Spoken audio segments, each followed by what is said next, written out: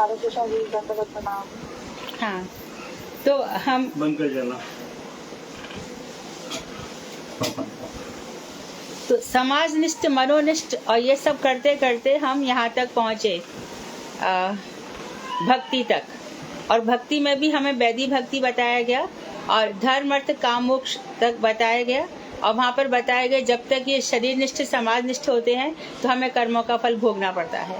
उसके बाद फिर मोक्ष की बात कही तो उन्होंने कहा कि जब तक हम मोक्ष भी ऐसे ही चाहते हैं कि बस दुखों से छुटकारा हो जाए, उसमें भी नहीं चलेगा। इसके बाद अब जो चारों पुरुषार्थ खत्म हो गए, अब ये चारों पुरुषार्थ जब भक्ति की तरफ मुड़ गए, इन चारों से हम भक्ति करने लगे, तब ये भक्ति बता रहे हैं कि 2 प्रकार की होती है। भक्ति प्राप्त करने के 2 रास्ते हैं। यहाँ यह भी जान लेना चाहिए कि जीव 2 प्रकार से भक्ति प्राप्त करता है, क्रमोन्नति पथ से या आकस्मिक प्रथा से। तो क्रमोन्नति धीरे धीरे धीरे एक साथ नहीं होगा, या अचानक कुछ हो जाए। तो इसमें दोनों ही प्रकार के बताएंगे। क्रम से कैसे चलेंगे, सीधे रूप में तो हम ऐसा समझ सकते हैं कि जैसे एक जन्म है, हम जड़ भरत का जीवन देखते हैं। पहले जन्म में वो आसक्ति तक पहुंचे, लेकिन वो आसक्ति जो भगवान की तरफ होनी चाहिए वो हो गई थी हिरण की तरफ। तो ऐसी हम पुरुरवा उर्वशी के जीवन में भी देखते हैं। श्रीमद् भागवत में पुरुरवा उर्वशी के मोह जाल में इतने फंस गए, उसमें इतने आसक्त हो गए कि मरने के बाद भी उनको अप्सरा लोक की प्राप्ति हुई। यदुवंशम ययाति को भी देखते हैं कि उनकी काम वासना इतनी बढ़ गई कि उन्होंने अपने बेटे से यौवन मांग लिया। और इस तरह से बहुत सारे उदाहरण देखे जाते हैं।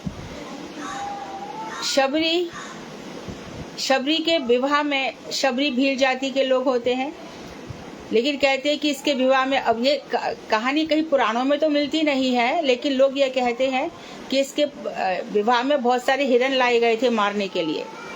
तब इसने अपने पिताजी से कहा था कि मेरे विवाह उत्सव में आप इतने सारे हिरण को मारोगे। तो उसको वैराग्य हो गया और उस समय मतंग ऋषि थे, वो उनके यहाँ पर जाकर पहुंच गई और उसने उनकी शरण ली। ऐसा भी देखा जाता है। तो किसी की तो जन्म बाई जन्म उन्नति होती है। इसको उपनिषद में कहते हैं जात प्रति भक्त होगा, इसमें उन्नति होगी। आजान सिद्ध महात्मा, आजान सिद्ध शब्द कहा गया उपनिषद में। जो जन्म भाई जन्म, उसकी भक्ति आगे बढ़ती चली जा रही है। और एक होता है आकस्मिक, अचानक भगवान की कृपा हो गई, जैसे कि नारद जी ने ध्रुव पर कृपा करी है, व्याधि पर कृपा करी है। आगे इस सबको खोलकर बताएंगे। अब जीवों की श्रेणी का विभाग, जीव कितने प्रकार के होते हैं, भगवान की इस सृष्टि में कितने जीव हैं। श्री चैतन्य महाप्रभु ने श्री रूप गोस्वामी का क्रमोन्नति प्रथा का उपदेश इस प्रकार किया। पहले उन्होंने क्रमोन्नति बताई। कैसे? ये जो कहते हैं ना साइंस वाले कि मनुष्य पहले बंदर था, ऐसे क्रम बताते हैं, डार्विन का विकास सिद्धांत बताते हैं, वो एकदम भ्रामक है, भ्रमपूर्ण है, गलत है, मिथ्या है, झूठ है। जब हनुमान जी इत्यादि, हमारे पास बहुत सारे बानर थे, जामवंत इत्यादि वृक्ष भी थे, सुग्रीव थे, अंगद थे, उस समय भी बहुत मनुष्य जाति के लोग थे। तो उस समय क्यों नहीं बंदर अलग रहे और मनुष्य अलग रहे, और अब क्यों नहीं बंदर से मनुष्य बना लिया जाता है?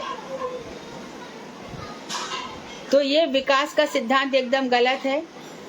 भगवान ने इस सृष्टि में अनेकों प्रकार के लोग बनाए। क्वेश्चन जरूर ये आ सकता है कि सृष्टि में कोई बंदर ही क्यों बना, कोई मनुष्य ही क्यों बना, मनुष्य में कोई स्त्री, कोई पुरुष, कोई अच्छा, उसके बाद पेड़ पौधे क्यों बने, पक्षी क्यों बने? तो कहते हैं कि बड़ी वेदांत बड़ी विचित्र बात कहता है। देखो वो क्या कह रहा है, जीव, ईश्वर और कर्म ये नित्य है, ये मिटते नहीं है। तो ऐसा क्या हुआ होगा, कौन सा कर्म? तो सृष्टि के प्रारंभ में, इसका उत्तर भक्तिविनोद ठाकुर ने दिया कि सृष्टि के प्रारंभ में तटस्थ शक्ति में जब जीव आया तो उसकी भोग की लालसा बड़ी बलवती हो गई। तो भोग की लालसा छोड़ करके वो ऐसा जीवन जीना चाह रहा था, उसको वही रूप मिल गया। वही जाति मिल गई, वैसे ही खाना पीना मिल गया, तो उसके बाद वो कर्म करता रह गया। तो भगवान की व्यवस्था ही ऐसी है। जब सृष्टि प्रारंभ होती है तो जब से अब तक लाखों ब्रह्मा हो चुके हैं, लाखों। तो कोई जो ब्रह्मा होता है वर्णाश्रम व्यवस्था में खरा उतरता है, पूरा की पूरा 100 जन्मों तक खरा उतरता है, तो उसको ब्रह्मा का पोस्ट मिल जाता है। और फिर वो सृष्टि करते हैं। तो सृष्टि करते समय कौन से जीव को कौन सी योनि देनी है, इसकी शक्ति उनको प्राप्त हो जाती है। अच्छा, ये भी हो गए। अब 84 लाख योनि है और ब्रह्मा और 84 लाख योनि। ऐसा इस जीव को मुझे घोड़ा बनाना है, तो सफेद घोड़ा, दरियावी घोड़ा, कौन सा घोड़ा इसको बनाऊं? फिर वो याद करते हैं, फिर वो वंश चल पड़ते हैं। अभी जो प्रेजेंट ब्रह्मा है, इनकी द्विपरार्ध आयु शुरू हो गई है, प्रथम परार्ध बीत चुकी है। तो उसी सृष्टि तत्व को इन्होंने उठाया। श्रीमद् भागवत का तृतीय स्कंद कहलाता है सर्ग, सृष्टि, और विसर्ग चौथा। तो भाई से बता रहे महाप्रभु जी, रूप गोस्वामी को कह रहे हैं, तार मध्य स्थावर जंगम दुई भेद, जंगम तिर्यक जल स्थलचर विभेद, तार मध्य मनुष्य जाति अति अल्पतर, तार मध्य म्लेच्छ पुलिंद बौद्ध शवर, वेद निष्ठ मध्य अर्धिक वेद मुख माने, वेद निषिद्ध पाप करे धर्म नाही गढ़े, धर्माचारी मध्य बहुत कर्मनिष्ठ, कोटि कर्मनिष्ठ मध्य एक ज्ञानी श्रेष्ठ, कोटि ज्ञानी मध्य एक है एक जन मुक्त, और कोटि मुक्त मध्य दुर्लभ एक कृष्ण भक्त, कृष्ण भक्त निष्काम अतएव शांत, भुक्ति मुक्ति सिद्धि कामी सकल अशांत। इसका अर्थ ये है कि इस वृक्ष आदि तो 5 प्रकार के चेतन जीव हैं।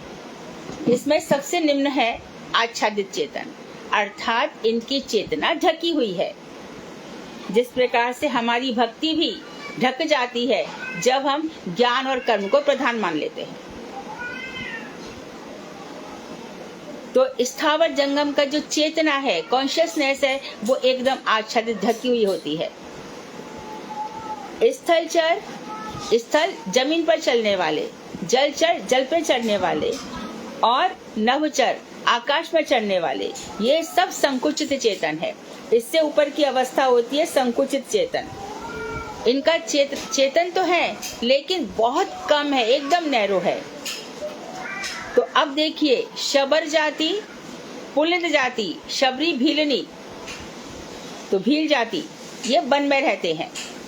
इनको क्योंकि ये तीर मार करके अपना शिकार करते हैं, और नक्सलवादी भी इसमें आ जाएंगे जो सरकार का विरोध इत्यादि करते हैं।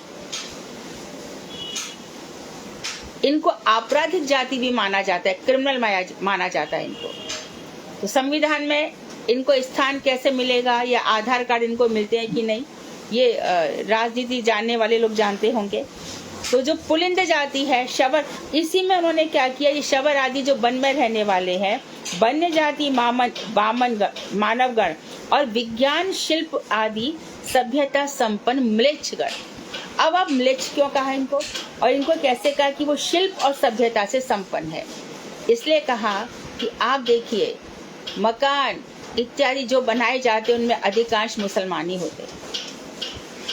पत्थर का काम करने वाले, गलीचे पे काम करने वाले, जितनी भी मीनारकारी है वो सब मुसलमानों के द्वारा होती है, म्लेच्छ गणों के द्वारा।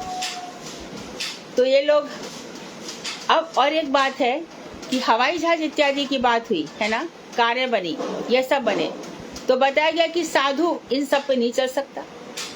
साधु को तो धर्म यात्रा करनी होती है, उनको वैज्ञानिक, तो भक्ति विनोद ठाकुर ने कहा नहीं, वैज्ञानिक सुविधा लेनी होगी, समय के साथ बदलना होगा। तो प्रभुपाद जी और हमारे स्वामी महाराज, गुरु महाराज, सबने हवाई जहाज का प्रयोग किया। वहां पर गए तो ओवरकोट भी पहना, प्रचार के लिए, भगवान की सेवा के लिए समय के साथ बदलने में कोई दिक्कत नहीं है। आज यदि हम मोबाइल यूज नहीं करेंगे या ये सब यूज नहीं करेंगे तो हम कथाएं कैसे पढ़ेंगे, सुनेंगे? तो मुसलमानों के पास विज्ञान, शिल्प, क्राफ्ट वर्क, कश्मीर में शॉल बनाई जाती है, वहाँ पे एम्ब्रॉयडरी की जाती है, कितने ही प्रकार का शिल्प विज्ञान इनके पास होता है और ये नीति शून्य है। तो ये इनकी शिल्प सभ्यता तो है लेकिन नीति शून्य है। नीति शून्य इतने हैं कि इनको ये भी नहीं पता कि चाचा की बेटी अपने वंश की होती है, उससे विवाह नहीं किया जाता। ये भी नहीं जानते कि सूर्य और चंद्रमा में क्या अंतर होता है। बहुत प्रकार की नीतियां इन लोगों को नहीं पता होती है, तो नीति शून्य होते हैं। इसके बाद और आगे चले, नेक्स्ट जाति इन्होंने ली बौद्ध।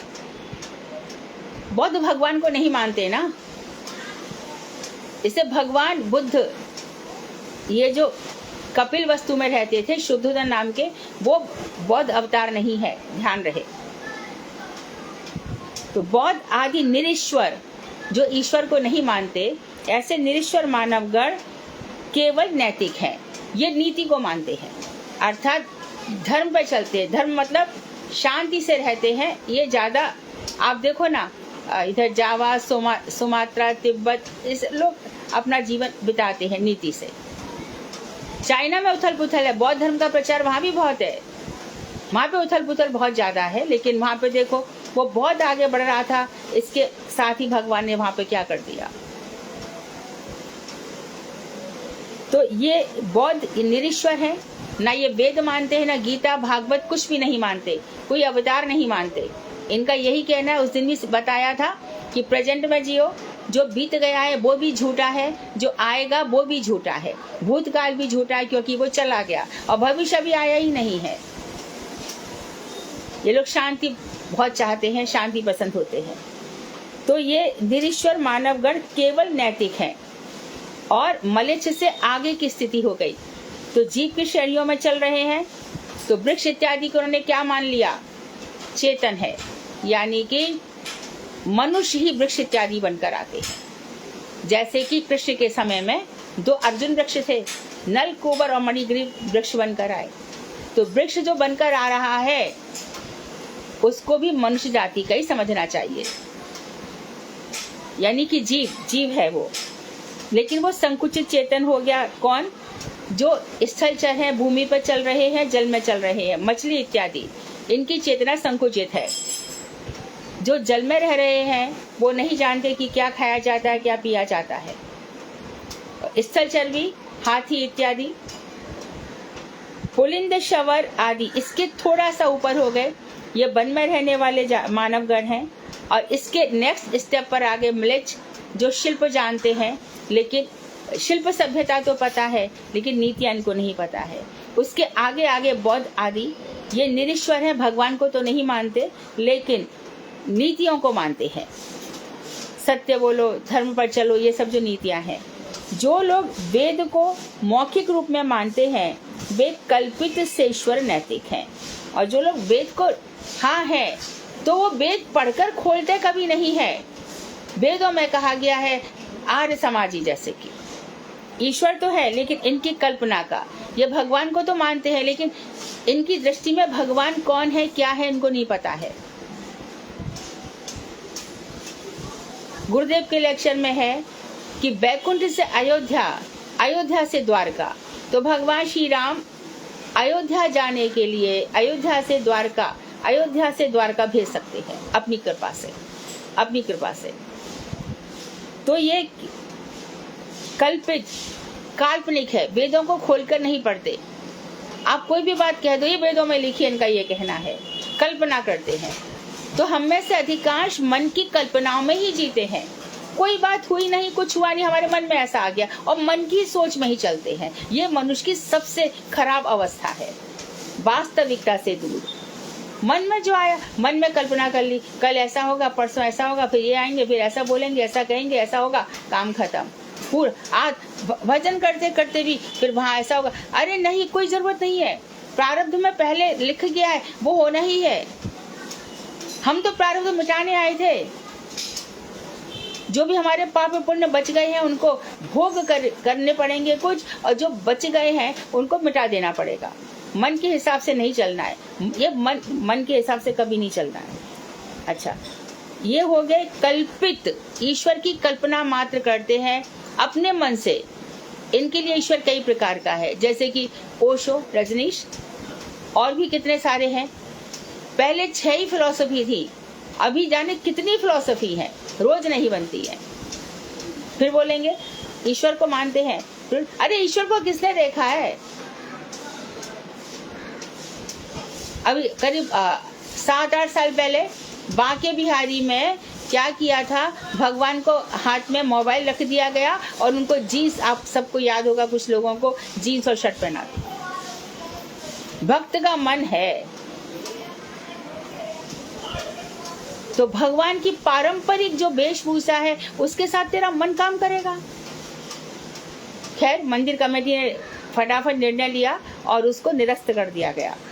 जो लोग अब बता रहे हैं इसके नेक्स्ट कल्पित, जो ईश्वर की कल्पना मात्र करते हैं, ये लोगों को दर्शन नहीं होते, ये कुछ भी नहीं जानते, मंदिरों के अंदर प्रवेश भी नहीं करते। अरे मंदिर में क्या जाने का है, भगवान का मंदिर और क्रिश्चियन आकार में ऐसे कर दिया।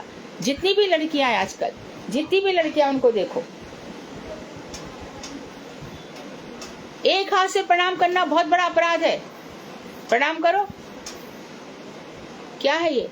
मैं मम्मी में हर बच्चे को, चर्च के आगे जाएंगे तो भी, गणेश जी के आगे जाएंगे तो भी, कहीं भी जाए, सिद्धि बना जाए तो भी, तो जिनको कल्पना है वो लोग सबको ईश्वर मान लेते हैं और सेम सिस्टम में चलते हैं। इसके बाद है धर्माचार्य, ये वास्तव से ईश्वर नैतिक हैं। ये ईश्वर को भी मानते हैं जो धर्माचारी है, ईश्वर से डरते भी हैं, शास्त्रों से भी डरते हैं और नीति पे चलना चाहते हैं। उन ऐसे धर्माचारियों में से अब यहाँ से जीव शुरू हुए, जहां तक तो वो जीवों को पशु तुल्य है। धर्मेण ही ना पशु भी समाना, यहाँ पर धर्म हुआ ही नहीं, क्योंकि भगवान को मानते ही नहीं है। अब यहाँ से भगवान को मानने वाले जो हुए सेश्वर नैतिक, उन लोगों में से कोई कोई विशुद्ध तत्व ज्ञानी होते हैं, कोई कोई तत्व को जानता है। अच्छा, अब बहुत से तत्व ज्ञानियों में से कोई जड़ बुद्धि मुक्त होते हैं। वो कैसी मुक्ति चाहते हैं? जड़ मुक्ति, संसार से छुटकारा, या फिर कौन सी मुक्ति? सायुज्य, सारूप्य, सालोक्य, साष्टी, ऐसी प्रकार की मुक्ति। करोड़ों जड़ बुद्धि मुक्तों में से कोई बिरला ही भक्त होता है, कोई एक भक्त होता है। भक्ति सुदुर्लभ है, भगवान देते नहीं, किसी को देते ही नहीं है।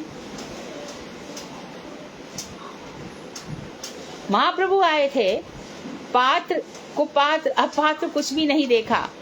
उस समय जो लोग रहे वो भाग्यवान रहे। हो सकता है हम उसमें से कुछ भी रूप में रहे हों, तो थोड़ा बहुत तो समझने का प्रयास कर रहे हैं। तो जड़ बुद्धि मुक्तों में से कोई बिरला भक्त होता है। अच्छा, सेश्वर नैतिकों में से जो लोग भोग रूप कर्म फल, मुक्ति रूप ज्ञान फल या सिद्धि रूप योग फल को ग्रहण करते हैं, वे सभी अशांत होते हैं। अच्छा ठीक है, मैं कह रहा हूँ कि धर्माचारी भी हैं और ये ईश्वर को भी मानते हैं, तो ये क्या करते हैं? कर्म पे ज्यादा जोर देते हैं। अच्छे कर्म करो, अच्छा फल मिलेगा। और आप देखो, जितने भी लोग बैंक में काम करते हैं, ऑफिस में काम करते हैं, आप यही सुनने को मिलेगा, मैं अपना कर्म करता हूँ। क्या कर्म किया? भगवान को एक भी कर्म ऐसा नहीं किया जो भगवान की प्राप्ति करा सके। भगवान के लिए क्या किया? जहां तक कि मठ मंदिर में भी आकर के ये पूछो उनसे कि भगवान के लिए क्या किया, गुरु जी के लिए क्या किया। आत्मा त्राही त्राही कर बैठेगी, मैं तो अपने लिए ही सोचता रहा, अपने लिए ही करता रहा, गुरु वैष्णवों के लिए मैंने क्या किया। तो हम समझते हैं कि धन देने से ही हो जाता है। बिल्कुल नहीं, एकदम नहीं। धन देने से हो जाता तो भगवान भक्तों को खूब धन धाने से भर देते और काम खत्म कर देते। हमारे सारे आचार्य धन इत्यादि का त्याग करके चले आए। तो कर्म फल और मुक्ति रूप ज्ञान फल, ज्ञाना बिना ना मुक्ति, इनका यह कहना है कि ज्ञान के बिना मुक्ति नहीं है। तो ये लोग ज्ञान के लिए बहुत प्रयास करते हैं।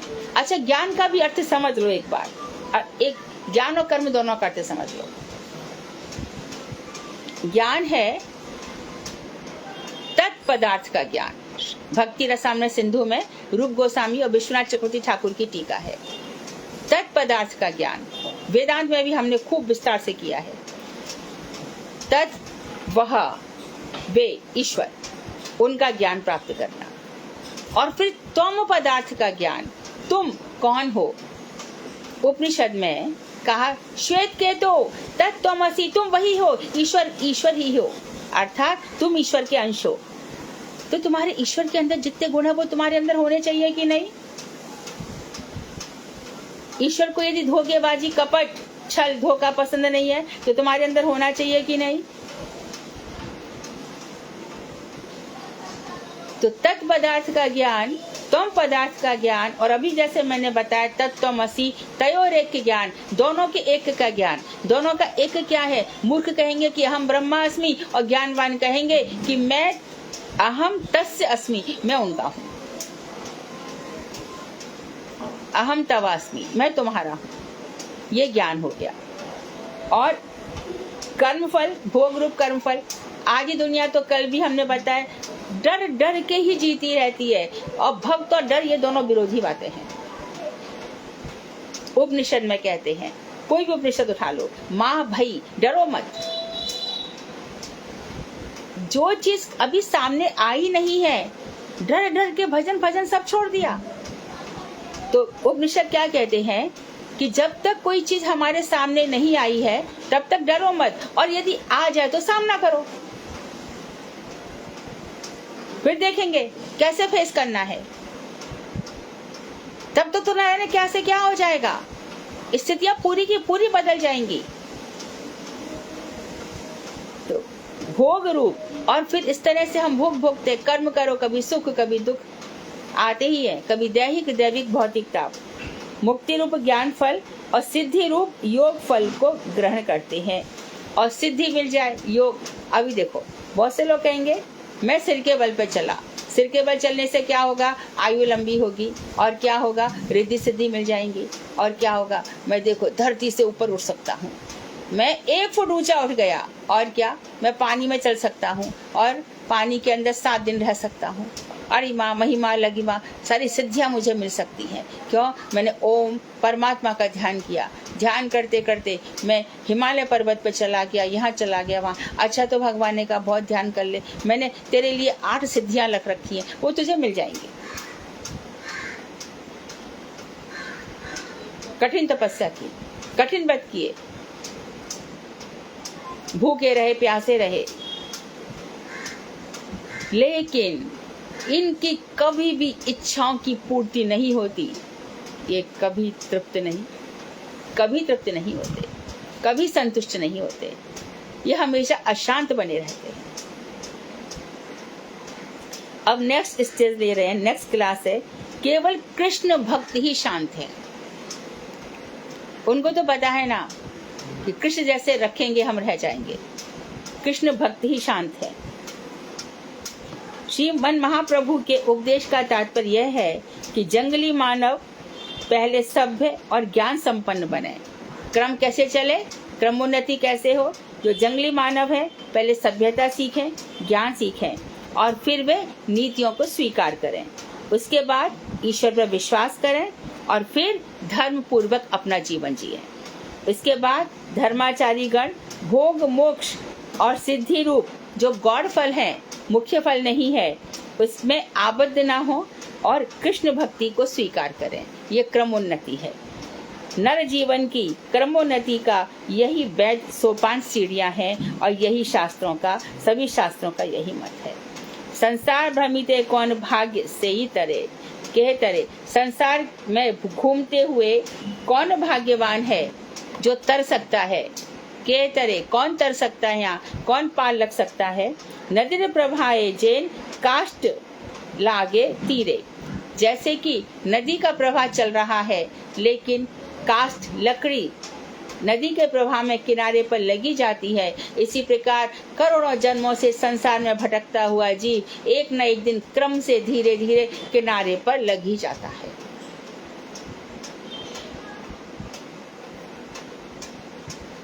केवट, वो भी तो मल्लाह है, साधारण जाति का है, तो अच्छा है केवट नदी पार कराते हैं।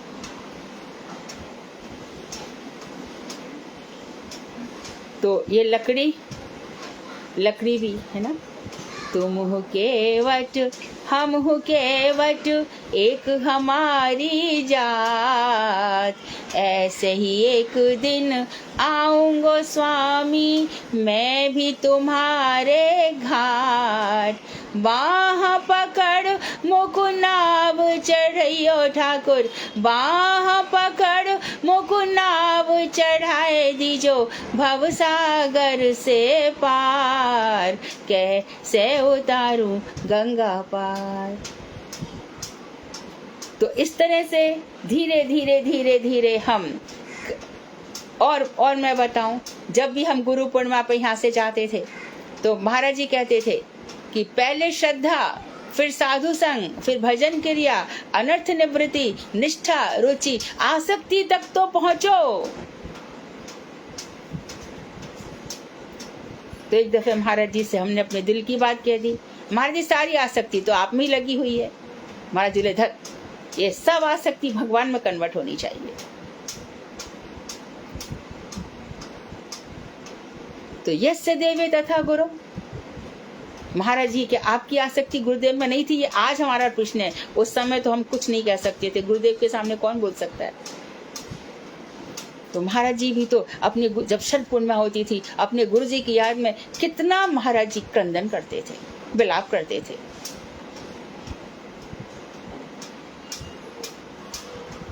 तो जैसी जिसकी गुरु में और भगवान में जैसी भक्ति है ऐसी अपने गुरु में होती है, उसके अंदर ये सारे अर्थ प्रकाशित हो जाते हैं, उसका धीरे धीरे विकास होता चला जाता है। गुरु तो गुरु ही होता है भाई। आचार्य माम विजानियात, उद्धव जो आचार्य है वो मेरा ही प्रकाश है। तो गुरु तो बहुत होते, आचार्य जो है वो लक्ष लोगों में कोई एक होता है। तो संसार में इतने समय से घूम रहे हैं पर कोई ना कोई पार लग ही जाता है। तो भक्त जीवन में अब वो ये कह रहे हैं कि जो मैं नीति की बात कर रहा हूं ना, तो जो भक्त जीवन है उसमें वो नीति का प्रयास नहीं करे, भक्त जीवन में नीति खुद आ जाती है। जो दुरात्मा है शीघ्र, बहुत ही शीघ्र महात्मा बन जाता है। सारे दुर्गुण, भक्ति रहे और दुर्गुण रहे ऐसा संभव ही नहीं है, कभी संभव नहीं है। इसलिए सारे भक्त प्रणम्य होते हैं। कनिष्ठ भक्त को भी प्रणाम किया, क्या कर रहे हो आप, कितना ज्यादा ये सब चोरी छुपे मोबाइल देखता है, यहाँ वहाँ करता है, स्त्रियों से बातचीत करता है। नहीं, एक दिन कृष्ण भजन करते करते जो अनन्य भाव से भजन कर रहा है, एक दिन इसके सारे दुर्गुण दूर हो जाएंगे, ये सिद्ध महात्मा बन जाएगा। उल्टा नाम जपा जब जाना, वाल्मीकि भय ब्रह्म समाना। सतयुग जाने दो, त्रेता की भी बात जाने दो, द्वापर कलयुग आ गया। कलयुग केवल नाम आधारा, सुमेर सुमेर नर उतर ही पारा। नाम निष्ठ हो जाओ। राधा और कृष्ण ये जो माला है, पूरा ब्रजमंडल है, इसमें नाम निष्ठ होकर के अनुभूति करो, रियलाइज करो। माला दूसरों के लिए नहीं है, अपने हृदय के भावों को जागृत करने के लिए है। ऐसे भाव जहाँ पर भाव भक्ति क्या, पछाड़ खा खा के रोता है भक्त। हाँ कृष्ण, कहाँ जाऊं कहाँ पाऊं, हे मथुरानाथ। महाप्रभु भी ऐसी कहते थे। माधवेंद्रपुरी का जो श्लोक है, कदावलोक्य से, मैं आपको कब देखूंगा, कहाँ जाऊं कहाँ पाऊं, हे किशोरी जो, आपके चरणों की रज मुझे कब मिलेगी। तो ये सब कर्मोन्नति होती जाती है। और होते होते फिर आगे बताएंगे विरह भाव आ जाता है, और फिर माला करते करते भक्त जो क्रंदन करता है ना, उसी में ही उसके जन्म जन्मांतर के सारे पाप कलमश इच्छाएं ऐशनाएं सब ध्वस्त होके खत्म हो जाती है। फिर उसका जीवन बर्बाद नहीं जाता कि मेरी एक एम्बिशियस थी, मेरी एक इच्छा थी, मेरा एक ये था, मेरा एक वो था, उसी में लगे रहे।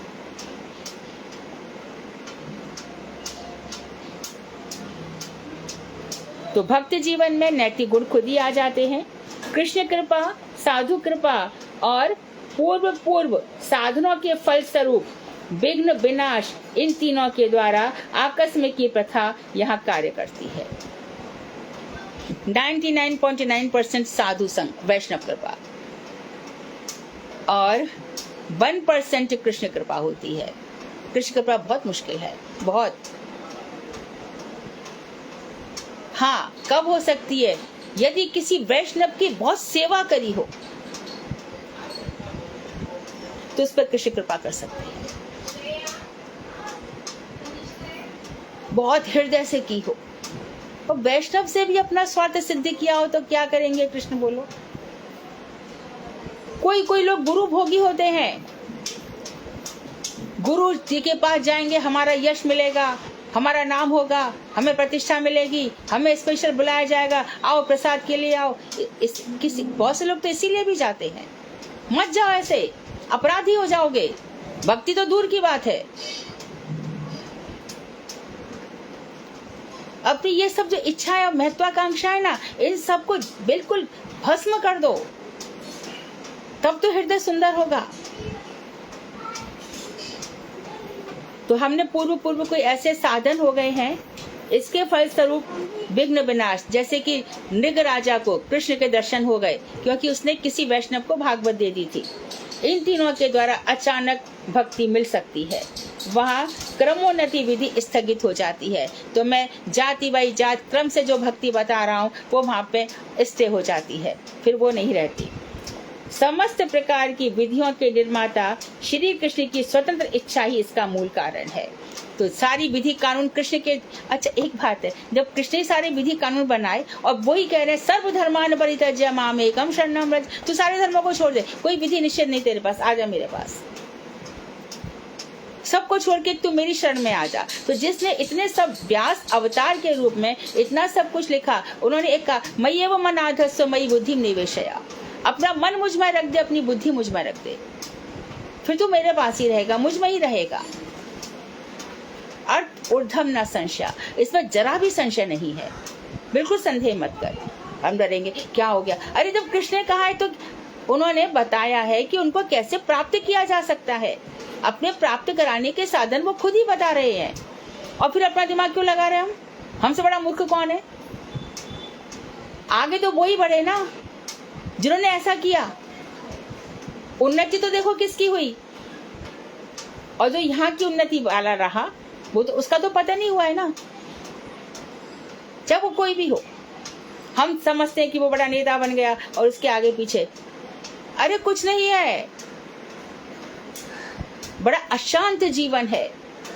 हर एक क्षण चिंता है अपनी प्रतिष्ठा की, अपने धन की, कैसे मेंटेन किया जाए।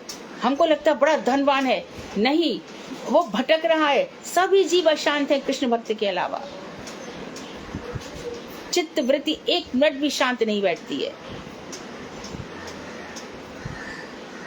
जापान में जहाँ पे इतनी प्रोग्रेस है, कहते हैं वहाँ पे जितने भी मनोरोग हैं सब जापान में ज्यादा है, बहुत ज्यादा है। वहाँ आधे ज्यादा लोग तो अपनी बड़बड़ी करते रहते हैं, अपने आपसी बातें करते रहते हैं। अमेरिका में भी जहाँ बहुत उन्नति दिखाई दे रही है, ब्रिटेन में बहुत, अभी तो ब्रिटेन में इतनी है नहीं, जहाँ जहाँ उन्नति इतनी दिखाई दे रही है वहां पर यही हाल है। देखो कितना भटकाव है वहां पर। तो समस्त प्रकार की विधियों के निर्माता जो भगवान ने बनाई है, श्री कृष्ण की स्वतंत्र इच्छा ही इसका मूल कारण है।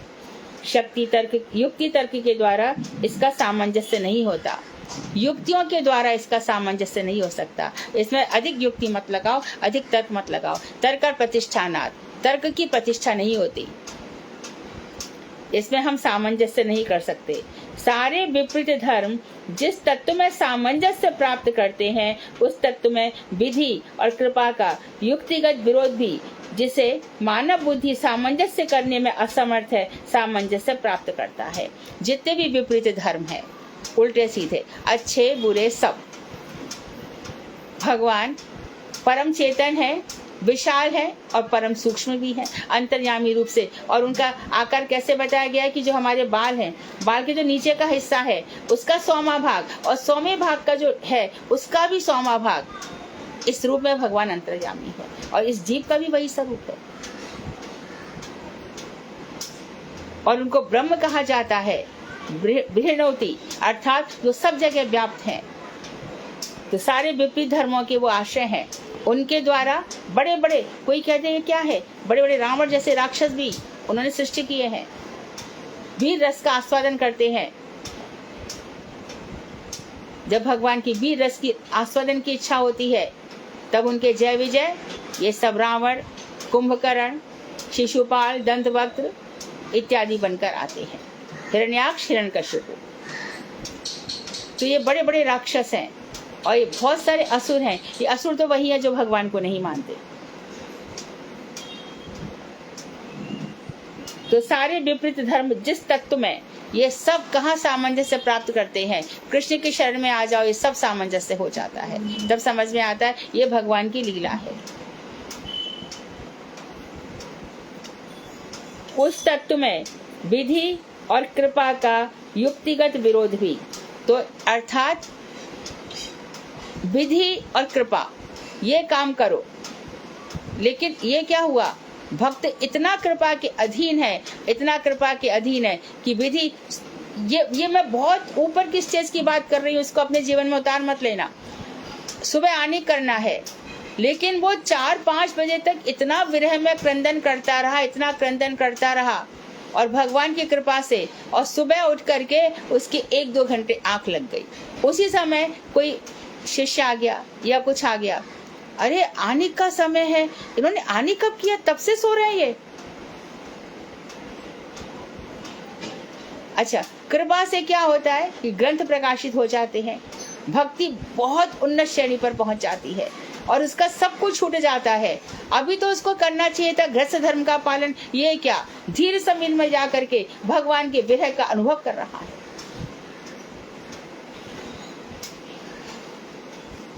अभी तो उसको अपने घर गृहस्थी को संभालना चाहिए, ये कि अपने परिवार को छोड़ करके आ गया। गुरुदेव आए ना, अपना परिवार छोड़ करके, लाखों लोगों का उद्धार करना था। कृष्ण तो यही चाहते थे। तो परिवार कैसे चले? तब कृष्ण कहते हैं कि मैं अपने भक्तों के लिए अपने सब पार्षदों को उनकी सेवा में लगाए रखता हूं। महाराज अम्बरीश के लिए लगा के रखा ना सुदर्शन चक्र, योग क्षेमम वहाम्यहम्, उनका योग क्षेम मैं वहन करता हूं, परंतु ये बहुत उन्नत अवस्था है।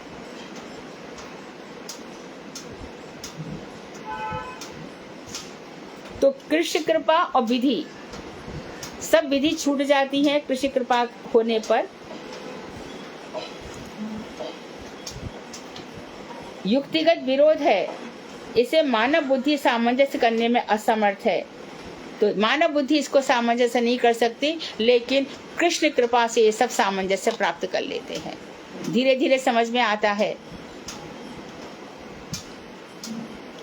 जैसे कि देवर्षि नारद की कृपा से अनैतिक व्याध ने नीति स्वीकार न करके भी मुक्त जीवन अपना लिया था।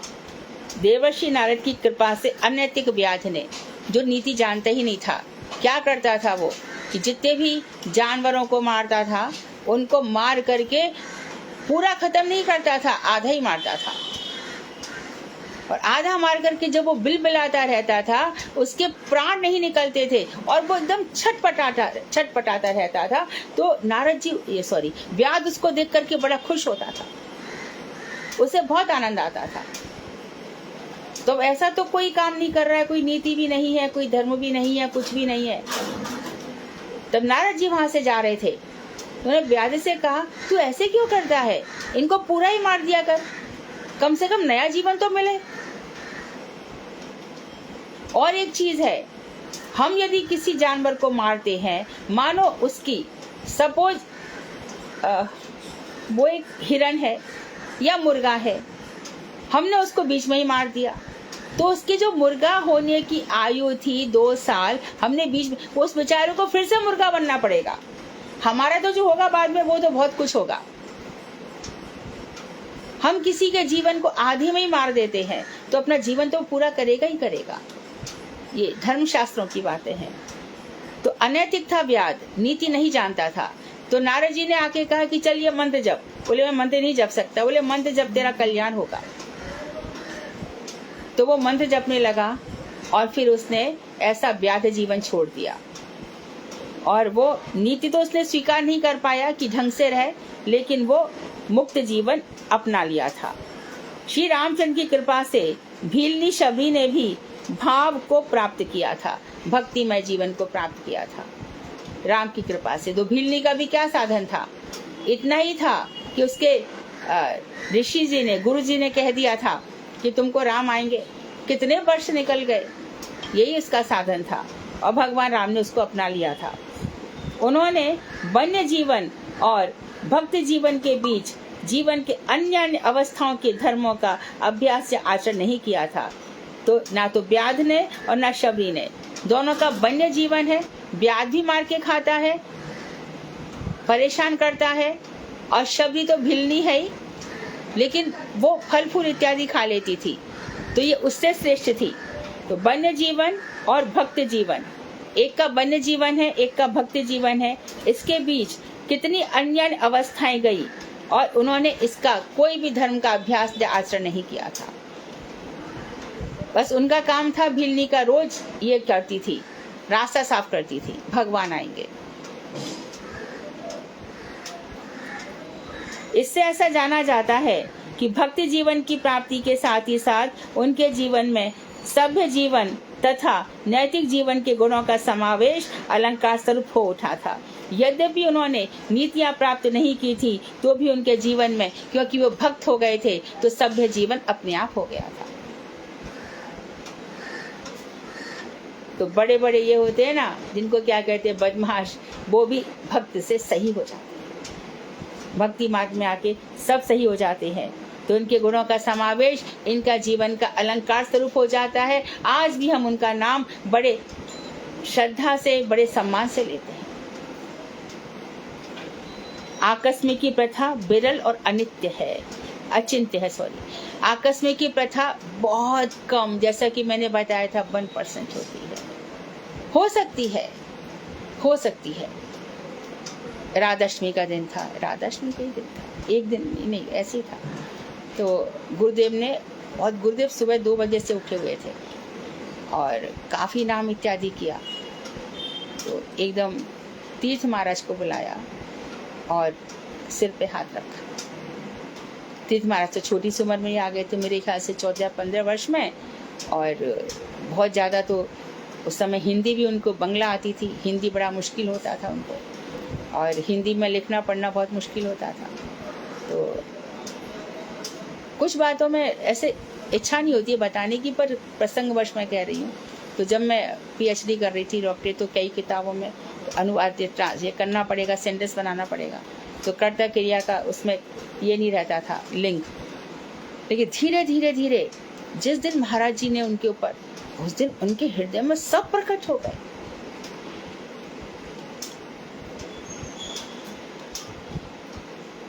सब कुछ प्रकट हो गया। मुझे बंगला के एक शब्द भी नहीं आता था। गुरुदेव ने भागवतक मरीचि माला दी, बेटी इसका अनुवाद करो। तो गुरुदेव मुझे कहाँ बंगला आती है, अब तक किसे सीखा है?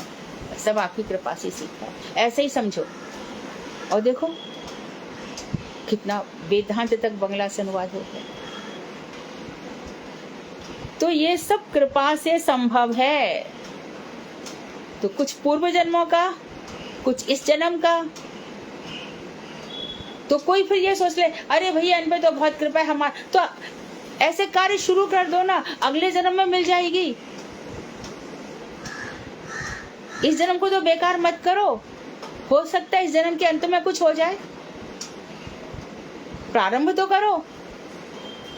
कितनों का ही जीवन में होता है, अरे हमने 2 साल भी भजन नहीं किया, हमारे जीवन में कितने चमत्कार हो रहे हैं। चमत्कार ये नहीं है कि धन आ गया, चमत्कार ये नहीं है कि सम्मान हो गया, चमत्कार ये है। और भी एक घटना सुननी पड़ेगी। गुरु पूर्णिमा पे गए थे हम, बम्बई से काफी सामान लेके गए थे गुरुजी के लिए, और सुबह उठ करके गुरुदेव बोले थे कि बहुत भीड़ होगी, तुम लोग 5 बजे आ जाना, मेरे कमरे में आ जाना। ठीक है महाराज जी। तो हमने कहा अभी फटाफट सारी तैयारी कर दें, और सपना जी तो बहुत वो चांदी की थाली वगैरह भी लेके गई थी किसने, और बहुत कुछ सब बढ़िया से। तो वहाँ पे भीड़ बहुत थी, ऑटो मिल ही नहीं रहे थे घर जाने के लिए। तो हमने फ़ोन लगाया घर पे, तो भाई आ गया था ऑटो लेकर के कि तुम लोग चलो, जैसे तैसे मैं लाया हूँ फटाफट। तो हमने वो थैली वहीं पे ही छोड़ दी, वहीं पर छोड़ दी। अब हम घर चले गए तो भाई बोले मैं पैसे देता हूँ, सब ने बोले मैं पैसे देता हूँ। तो सब अपना अपना सामान उठाने लगे। अरे वो बैग तो है ही नहीं। और वहाँ पे एक पानी की बोतल, दूध की बोतल, वो 3-4 चीज़ें रह गई थी। अब भागे वहाँ से लौट करके, इतना सामान गुरुजी के लाए थे। वो एज इट इज़ रखा हुआ था, बंसल मेडिकल के सामने एक बेंच रखी थी, वो सामान वैसे की वैसे पड़ा हुआ था।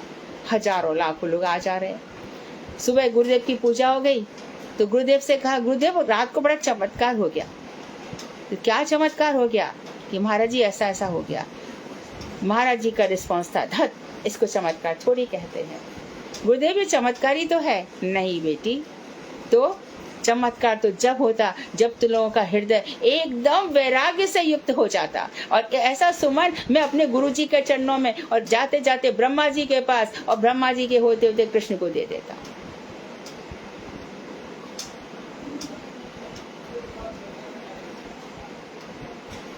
तो महाराज जी दिखा रहे थे।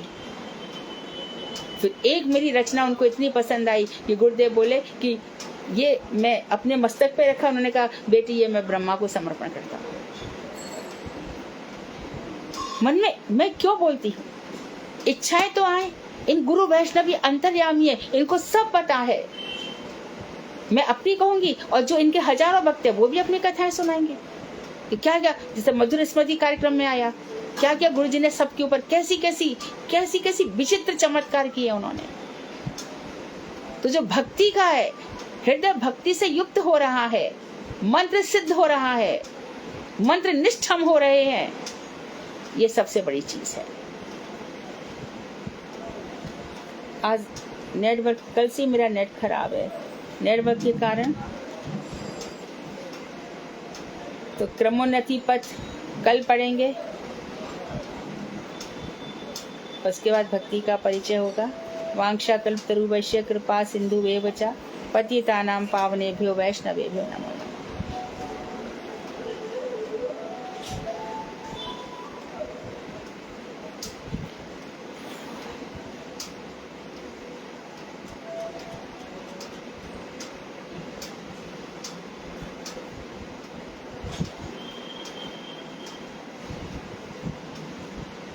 हरे कृष्ण दीदी। हाँ दीदी, संसार भ्रमिते कौन भाग्य गेहे करे, इसका क्या अर्थ? इस संसार में कौन सा भाग्यवान तर सकता है? केहे भाग्यवान तरे, कौन सा भाग्यवान तर सकता है, पार हो सकता है? कौन भाग्यवान तरता है? कोई ना कोई। तो जैसे कि नदी के प्रवाह में काष्ठ लकड़ी किनारे लग जाती है, उसी प्रकार कोई कहे, कोई ना कोई कहे, मतलब यहाँ कोई कह सकते हैं, कोई ना कोई तर ही जाता है।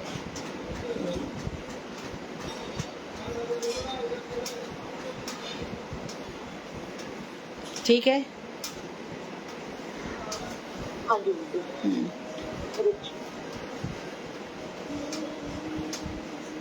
हरे कृष्ण दीदी, धन्यवाद, प्रणाम। हाँ दीदी, कल हमने पढ़ा था आर्थिक और परमार्थिक धर्म का भेद में योग शास्त्र में ईश्वर प्रणिधान का विधान देखा जाता है। इसका क्या मतलब है? ईश्वर योग शास्त्र में देखा जाता है कि अपने सब कर्मों को ईश्वर में अर्पण कर दो, ऐसा विधान देखा जाता है। प्रणिधान मतलब ईश्वर के प्रति भक्ति तो देखी जाती है, वहाँ भक्ति का अर्थ है अपने सारे कार्यों को ईश्वर के लिए अर्पण कर देना। हाँ जी दीदी, दंडवत। परंतु भक्ति का क्रम नहीं है उसमें, और भगवान भी स्पष्ट नहीं है कि कौन भगवान है।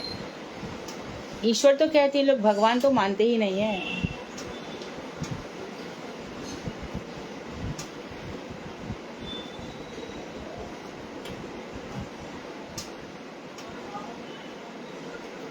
और कोई प्रश्न?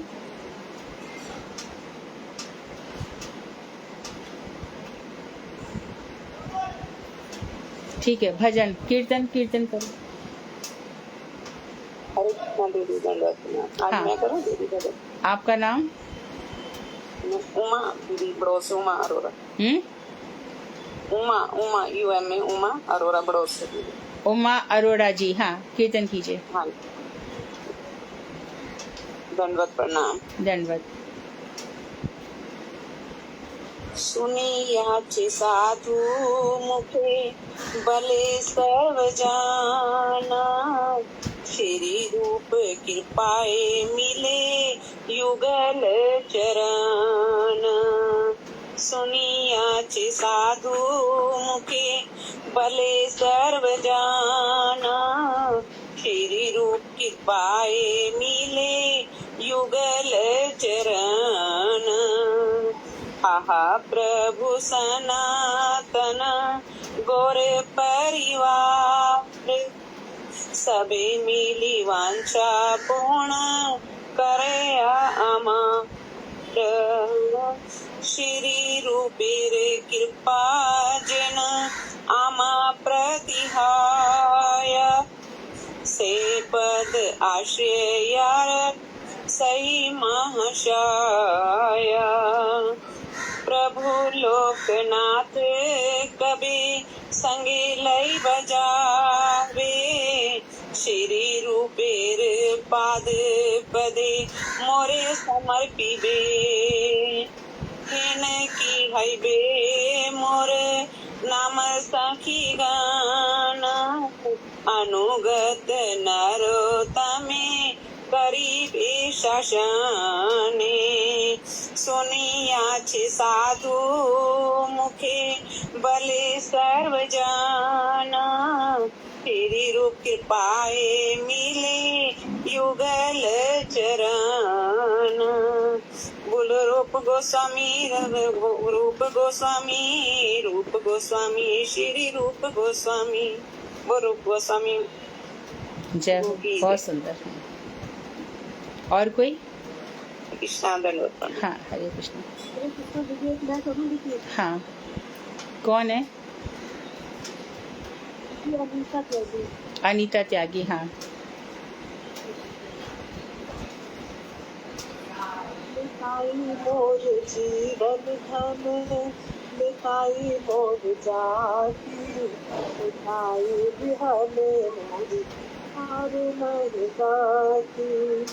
संसार सुखेर मुखे तूने दी ऊंचाई, नगर मागिया खाब आया दिखाई।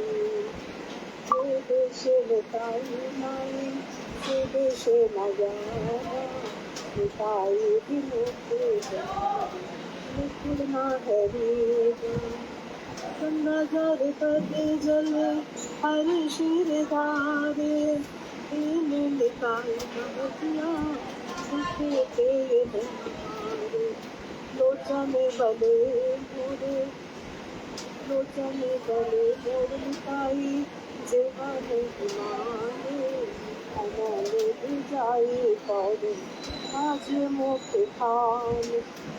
मिताई मोर जीवन धन, मिताई मोर जाति, मिताई बिहाने मोर हार मन बासी।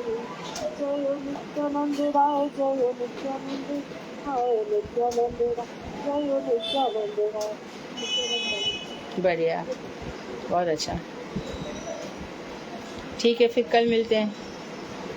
वांछा कल्पतरुभ्यश्च कृपा सिन्धुभ्येव च पतितानां पावनेभ्यो वैष्णवेभ्यो नमो नमः। हरे कृष्णा दीदी।